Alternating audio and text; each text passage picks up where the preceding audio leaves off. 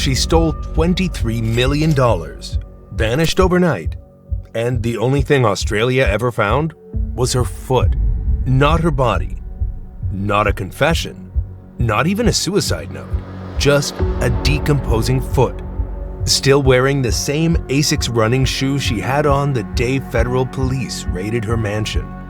A woman under investigation for one of Australia's biggest financial frauds disappeared into thin air. 3 months later, surfers found a sneaker washed up on a beach 500 kilometers away. Inside, a human foot. DNA confirmed. It belonged to Melissa Caddick. But here's what doesn't add up. Between the Dawn raid and her disappearance, there's a 30-hour window where nothing makes sense. Her husband's story changes 3 times. Security cameras mysteriously miss everything. So did Melissa Caddick really die that night? Or is this the perfect crime? November 11th, 2020. Federal agents and corporate watchdogs stormed through the gates of a $6 million mansion in Dover Heights, Sydney's most exclusive clifftop suburb. The woman inside doesn't run. She doesn't resist. She stands there in her workout gear and those Asics sneakers, watching officers carry out boxes of evidence. For 12 hours, they tear through everything. Bank statements, computers, designer handbags worth more than most people's cars. The cameras catch her pacing, making calls, that composed exterior finally cracking. Because she knows what they're about to find. 8 years of forged documents, fake trading accounts, and a paper trail leading to 37 different bank accounts, all under her control. By that evening, the agents leave. She's not arrested. Not yet. They need to build their case. Big mistake. The next morning, November 12th, her teenage son hears the front door click shut. He assumes she's gone for her usual morning run along the cliffs. Except this time, she leaves behind her phone, her wallet, her car keys. Everything except those running shoes. Here's where it gets weird. Her husband, Anthony Coletti, a hairdresser and part-time DJ who somehow never questioned where the money came from, doesn't report her missing for 30 hours. 30 hours. He assumed Miss Caddick had gone for a morning run without her phone or keys and not returned. But before we get into the theories of what really happened that morning, you need to understand who Melissa Caddick really was. Because the woman who vanished wasn't who anyone thought she was. Not even close. Melissa Caddick's first con was her own resume. She claimed degrees she never earned, job titles at firms that never heard of her. In one of her first jobs, Caddick was caught forging her boss's signature on checks and was fired. Fast forward to 2020. She launches Malaver. No license, no registration, no oversight. Just pure confidence and a gift for making people trust her. Her first victims? The people who'd known her since childhood. Her first victim was her oldest friend, a struggling single mother who Melissa took pity on and said she could help her invest so she would be able to provide for her 2 children. This woman's extended family lost their life savings, about $5 million. Let that sink in. The psychology here is textbook affinity fraud. You trust someone because they're part of your tribe, same neighborhood, same social circle, same struggles. Fraudsters know this. They infiltrate communities specifically because trust is already built in. Bernie Madoff did it with Jewish country clubs. Elizabeth Holmes did it with Silicon Valley. Melissa Caddick, she did it at suburban dinner parties. But trust alone doesn't get you $23 million. For that, you need to sell them a dream. And nobody sold dreams quite like Melissa. Using the initial proceeds of her crimes, she bought designer clothes, expensive jewelry, European cars, and a fancy house, and took her family on luxury holidays several times a year. This is economic psychology at its most brutal. Wealth signaling as social proof. We're hardwired to believe success is evidence of competence. Rich equals smart. Luxury equals legitimate. It's why scammers always have the Rolex, the sports car, the penthouse. Not because they like nice things, though they do, but because it's their business card. Melissa took this to an art form. She didn't just buy designer goods. She made sure everyone saw her buying them. Instagram posts from Christian Louboutin, photos at exclusive restaurants. Even told people she was about to receive an $86 million payout from a previous investment. Complete fiction.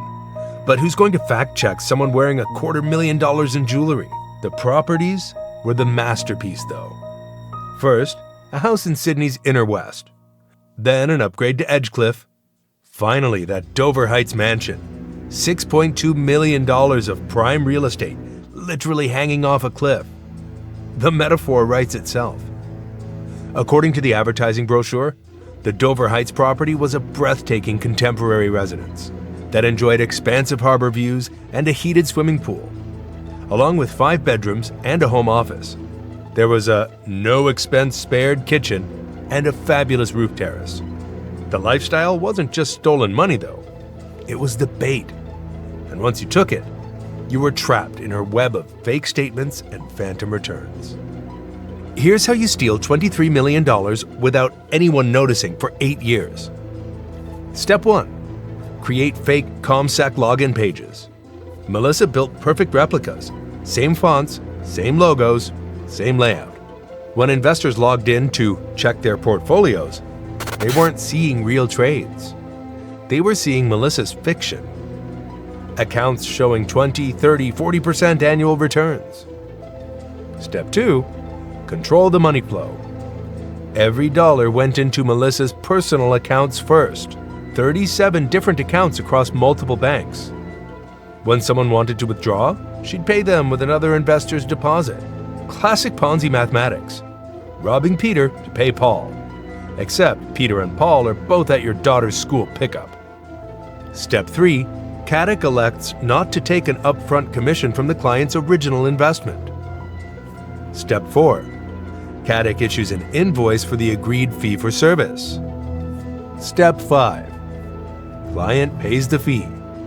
Final act. Caddick later alters the original document to give herself a commission, ensuring she gets paid twice. The economic principle that made it all possible is actually custody risk. When your financial advisor also controls your money, you have zero protection. In legitimate investing, there's always separation. The advisor advises, the custodian holds, the auditor verifies. Melissa, she was all 3. The fatal flaw in every Ponzi scheme is the same. Eventually, withdrawals exceed deposits. The music stops. Someone asks too many questions. For Melissa, that someone was the ASIC, Australia's corporate watchdog.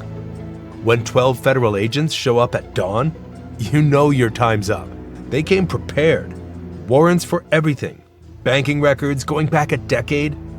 Every computer, phone, and USB drive in the house. They even seized her designer goods. Psychologists call what happened next a narcissistic injury. When a narcissist's false self gets exposed, the psychological pain is unbearable. Literally, their entire identity collapses. For 8 years, Melissa wasn't just running a fraud. She'd become the fraud. Now strangers in surgical gloves were bagging up her Dior collection as evidence. Her son was watching police photograph their family home like a crime scene. Her husband, poor clueless Anthony, was learning his entire marriage was built on stolen money. The agents left that evening without arresting her. Standard procedure. Build the case, then make the arrest. They underestimated something, though. When you've spent 8 years living in a fantasy, reality becomes negotiable, and Melissa was about to negotiate her final disappearing act. Morning of November 12th, the last confirmed sighting of Melissa Caddick. She doesn't take her phone, trackable. She doesn't take her wallet, traceable. She doesn't even leave a note. Just walks out in her exercise gear and those ASICS sneakers, like she's going for a run. Except she never comes back. Now, Anthony's behavior. Remember, this is her husband of 7 years, the father figure to her son. His wife just vanished after a federal raid, and he waits 30 hours to call police? his explanation keeps changing. First, he thought she needed space. Then he was worried about media attention. Finally, he admits he was in shock. But did you know Mr. Coletti was described during the investigation as the most unimpressive and unreliable witness? 3 months pass. Nothing. No sightings, no digital footprint, no body. Melissa Caddick has seemingly vanished from existence until February 2021, when 2 surfers at Bournda Beach made a discovery that changes everything. An Asics running shoe. A decomposed foot, severed at the ankle. 3 days later, confirmation came. It's Melissa Caddick's foot. The same foot that walked out of her mansion 3 months earlier. Marine forensics is a fascinating science that most people never think about. In ocean decomposition, bodies don't stay intact. The joints weaken, tendons dissolve, but feet and sneakers, they're different. The shoe acts like a flotation device, protects the foot from scavengers. Eventually, the ankle separates naturally and the foot floats away. But science doesn't answer the real question. How did she enter the water? Did she jump from those cliffs she walked along every morning? Was she pushed? Or did something else entirely happen that morning? Finding a foot doesn't prove someone's dead. It proves they lost a foot. And in a case built on deception, even death might be another lie. Theory 1, suicide. The cliffs at Dover Heights are notorious. 30-meter drops straight into violent surf. Melissa knew these cliffs, jogged them daily. The pressure of exposure, the shame, the inevitable prison sentence. Suicide makes logical sense. Except, why no note? Why no body? And why would someone so narcissistic, so convinced of her own brilliance, give up that easily? Theory 2, murder. Anthony Coletti had 23 million reasons to want his wife gone. He claimed ignorance about the fraud. But really? 7 years of marriage and he never questioned where the money came from? The delayed police report, the changing stories, the strange behavior. Maybe Melissa told him about the fraud that night. Maybe they fought. Maybe those cliffs weren't her choice. But if Anthony killed her, he's either the luckiest murderer alive or a criminal mastermind. No witnesses, no evidence, no body except a single foot. And he passed every police interview, even with investigators openly calling him unreliable. Theory 3, escape. This is where it gets dark. What if the foot wasn't from a body? What if it was removed deliberately? Sounds insane, but Melissa had weeks to prepare after the raid. Time to move money offshore, time to arrange new identity documents, time to plan an escape. The foot could be the ultimate misdirection. Make everyone think you're dead while you're recovering from self-amputation in some Bangkok hospital. Experts say self-amputation is virtually impossible. The pain, the blood loss, the medical expertise required. But we're talking about a woman who forged documents for 8 years, who convinced her own parents to invest their retirement, who built an entire fake life. Is staged death really beyond her capabilities? The coroner was about to weigh in, but their verdict would only deepen the mystery. May 25th, 2023. After 2 years of investigation, the coroner delivers their findings. Melissa Caddick is declared dead. They have a foot, they have an investigation, they have witnesses, but they can't say how she died or why. The coroner found she could make no positive finding that Caddick had died by suicide. The most compelling evidence for actual death? She never contacted her son. In 2 years, not a single message, no birthday card, no anonymous check-in, nothing. The coroner notes this was the one relationship Melissa genuinely valued. If she was alive, she would have reached out. Or would she? Maybe the greatest con artists can cut even their deepest ties. Maybe disappearing completely means exactly that. Complete. But while investigators debated whether Melissa was dead or sipping cocktails under a new name, Her victims had more practical concerns. They wanted their money back, and they were about to discover just how little was left. $23 million stolen. Want to guess how much victims got back?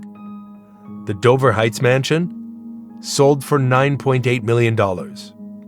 Designer clothing, art, luxury goods, and jewelry have been sold for $860,000 at auctions in Sydney. Victims have already been repaid $7.25 million. Just 32 cents on the dollar. 5 auditing firms. 8 years of fraud. 0 red flags raised. How does that happen? How do professional auditors miss forged documents for nearly a decade? Simple. They weren't really looking. These firms rubber-stamped Melissa's fake statements without verification, without checking the source accounts, without even calling ComSec to confirm the trades existed. The regulations exist. The oversight bodies exist. The audit requirements exist. But they're all theater. Box-ticking exercises that create an illusion of protection, while leaving investors completely exposed. Melissa didn't break the system. She revealed it was already broken. And she wasn't the first. Won't be the last. Right now, somewhere in Sydney or Melbourne or Brisbane, another Melissa is building fake statements, hosting mansion meetings, and selling dreams funded by other people's retirements. The system hasn't changed. The auditors haven't changed. The only thing that's changed is Melissa's gone. Or is she? Let's talk about what doesn't add up. The 30-hour delay. Anthony claims he thought Melissa needed space, and he's just washing his car, making breakfast, acting like his wife didn't just vanish after a federal raid. The missing security footage. Dover Heights is millionaire territory. Every house has cameras, the streets have cameras, the cliff walks have cameras. But somehow Melissa's final moments exist in a perfect blind spot? The foot itself. Forensic experts say the decomposition was consistent with 3 months in water. But they also admitted ocean decomposition is unpredictable. Could have been 3 months, could have been 3 weeks with the right conditions. Could have been frozen first, then dumped later. 23 million stolen, but investigators only traced about 15 million in spending. Where's the other 8 million? Offshore accounts? Cryptocurrency? Cash hidden somewhere? Or funding a new life under a new name? The suicide note that doesn't exist. Melissa documented everything, kept records of every fake trade, every forged document. This woman saved receipts from handbags she bought 5 years ago. But her final act? Nothing.